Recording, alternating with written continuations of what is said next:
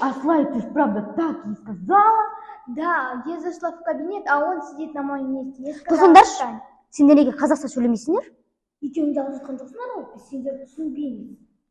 Ой, началось. Я сама знаю, как удобно, так и разговариваю. Вот именно, если не знаете, так и учите. Я оқуын оқимыз ғой, бірақ өзге тілдің бәрін біл, өз тіліңді құрметте деген сөз бар. Егер біз өз елімізде жүріп, басқа тілді дәріптесек, қасиетті бабаларымыздың сүйегіне таңба емес пе? Я танысың, дұрыс айтасың. Қазақ тілінің мәртебесін осы біз, қазақтың текті ұрпағы көтермесек, киелі тіліміздің сағысын қалып тұр. Тіл жоғалса, ұлтта сөнеді. Әдемі әуезді тілімізді қорғамай шығыздар. Қыздар. Я мен түсіндім. Кешіріңдерші. Қазақ тілінің мәртебесін үнемі көтеріп жүруге тырысамын. Иә, қыздар, біз кейде өз тіліміздің қадірін түсінбей кетеміз. Ой, жарайды. Олай болса қазақ тілінен мақал-мәтел айтып жарысайық. Кім бірінші болады? Мен ана тілін 60 тілге дариды. Онда мен екінші. Ана сүті бой өсіреді, ана тілі ой өсіреді.